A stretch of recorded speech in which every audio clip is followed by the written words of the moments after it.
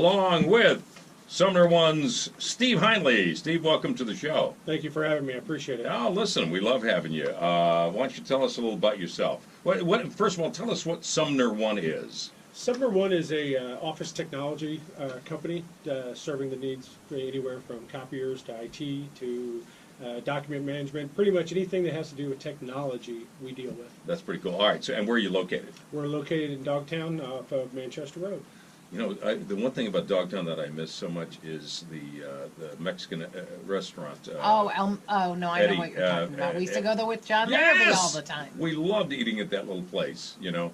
But there's some great little restaurants and little art galleries and stuff in Dogtown. Anyway, let's get back to Tech Talk here. So everybody is connected today. Everybody is connected. Yes, sir. But we don't know how to manage our connectivity. I mean, truthfully, have you ever read through a manual, right? And we're always the ones who scan through the, you know, when we get a little piece of software, you go to the bottom, you hit accept, you never read anything in there. No one ever reads that agreement. Do you? Actually, I have, and I do quite frequently. Oh, yeah. That's my job. That's my You job. got a boring life. Yeah, absolutely. Do you agree? That's the question. Yeah, Should right. we be agreeing? Yes. Yes. Okay. More often than not. There's not a lot of stuff in there. may It's all legalese. I mean, unless you're a lawyer, it doesn't really mean anything to you anyway. It may have gotten the governor in trouble, though. Unfortunately. Yeah, right? unfortunately. I mean, the transmission of, really? I mean, Absolutely. That's part of it. That's all part of that. They call that an end user license agreement. so let's talk about that for a second, okay? So when I take a picture and it goes into the cloud, Correct. okay, how does that work? What you know, and how do you get it out of there? Is it always there? Pretty much anything that goes to the cloud, think of as never goes away. Never goes away. Someone has archived it, and it will Wow. always be digital from there forth. Okay, So well, I've got to go under my resignation. See you guys. Bye, guy. Bye-bye.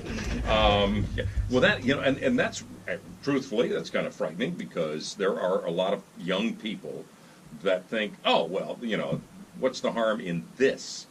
right, I'll just delete it off my phone or Yeah. delete it off my device, and it's gone forever. Or It's not- Snapchat. They don't think They that don't that's realize that. public so and Snapchat, permanent. absolutely. So as long as it hits someone's computer in the cloud, especially big Snapchats and the like, their data's there forever for posterity's sake. And you've been doing this for the better part of 2.5 decades. So what's the most remarkable thing in your mind in technology that has taken place, you know, to this point? The most remarkable is how ingrained it is into everything we do with our life. It used to be that you had a computer. Now, your iPhone, your Android, that is your computer. Yeah. You know, you guys were talking earlier about the Commodore 64 and the BIC 128. The processing power of what's in your hand now is light years ahead of where that is. So Sure. that is amazing to me.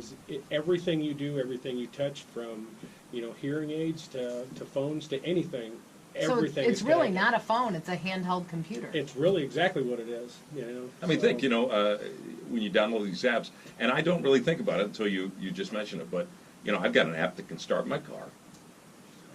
I've got a couple of apps that can pay people instantaneously, or I can get paid instantaneously. Unfortunately, it prefer to doesn't get work. paid, Yeah, I right. think. Yeah, I Right. know how it is. And I mean, Grocery shopping. It's Yeah. all on your phone. getting answers almost immediately, except I've got Siri from Australia, and she doesn't ever give me a decent answer. You know. Wrong continent. Yeah, maybe that's what it is. Maybe so. So, but it is crazy. How do we protect ourselves? How do we keep ourselves safe?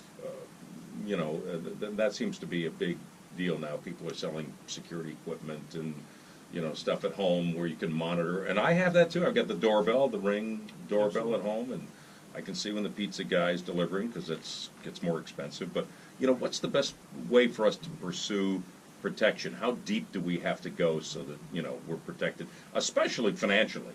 Absolutely. You're doing stuff online all the time with your bank and everything. How do I know somebody's not going to get in there? Yeah, that's a great question. It's always a battle, and it's an ongoing battle. It's something that you don't always just, I'm going to check this box or turn this on, and it's going to be good forever.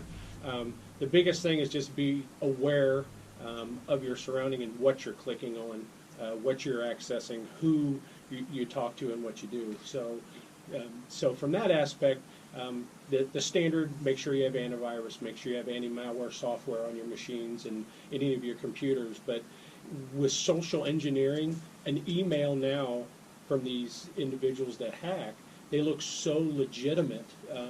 And that's unfortunate. My parents got hit with it, not 6 months ago, and I'm an IT guy, and they got hit with it. The fact is, it looks so legitimate that they think it's real, so they click on it, and they're in. I think it's one of the easiest things to do in the world of technology is to create a page that looks identical to a company page. That's probably a no-brainer there.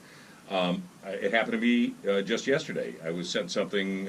I'm a iOS guy, so I got a page that said your account is you need to click on this because this account is so, and it said Apple, Cupertino, California, whatever, all the. I've gotten it too. You look at it, and so I just sent it to response at Apple Phishing or whatever it was. And I just forward those. If you get something, isn't it true, Steve? And we're talking to Steve Hindley, by the way, of SumnerOne, our new segment, little tech talk on the Guy Phillips Show. So if you get something that says, hey, you're being charged for something, and you don't ever recall being charged for it, don't click on anything. Don't click on anything, and don't call any number that's listed on that, because sometimes they put fake numbers, and they'll answer so-and-so company. So all credit cards, all accounts, pull it out of your pocket and call that legitimate number and say, hey, I did receive an email or something. What about passwords? I've heard people say that you should have an entire sentence, like "I hate white shoes" or something like that, instead of just a word. Yeah, what the We'll heck, talk. lady? That's in the fashion segment. Right now, we're going to talk tech. Okay. So tell me what you think about that. So that's a great thing. A lot of people take their favorite song lyric and then take the first letter of that, each of those words. A long sentence may be a lot to type in, but that's a great concept. You pretty much know what you have, so and what songs you like, and then maybe add a number or a punctuation mark, like a period or an exclamation question mark inside of that. It may be cumbersome and it may be difficult to initially do it, but it's well worth it to save your bank account or save some medical history or anything that you don't want out. Yeah. One of the most helpful tools, I think, is maybe an app somewhere that stores all of your passwords and all of your credit card kind of stuff. A secure, app, and I found that to be very helpful. There's a lot of them out there. I've been using one for the last probably 15 years. Recommendation? It's called Password Depot, and that password, it can run locally as well as off of a USB drive. But I only have one password that's about 26 characters long for that vault. And what is it? Yeah, and then I'll tell you that. But because, as you can imagine, I literally probably have 100 passwords that I keep track of. Sure. No what we kidding. do. So, Yeah, I bet you do. So, Can you imagine? Yeah, so from that aspect, Is use it a password 1, 2, 3? exclamation point. Yeah, put that at the end. You got Yeah, it. of course. Is P capital or? Yeah, I gotta get this right. Come absolutely. So I would say any kind of software that is encrypted in most of those password vault, and then make a password that you only use for that and nothing else. I got it. Yeah, And that's the key. Is that way no one can guess, even if they did find another one, to get into your vault. I'm going to be changing something when I get home. There you go. There you go. All right, and I mentioned Apple, and we're kind of running short on time, and Steve Hindley is our guest, and certainly we'll be taking calls from you in the future. SumnerOne and our Tech Talk. Some new iPads and some Mac laptops were being introduced, but one of the interesting things is they talked about Apple adding a robust parental tool to iPhones, iPads, because investors are complaining about the addiction risk that kids have with all of these devices now. Absolutely. So Good idea. it's a great idea. I mean, in my opinion, the technology, as you see, people walking around, they don't talk to each other, they text each other when they're next to each other. Yeah. So the addiction thing is a major deal. It's a real serious thing. All right, how about giving us a SumnerOne website so that we can get our listeners to... That'd be www.SumnerOne, and that's spelled O-N-E, so SumnerOne.com. Okay.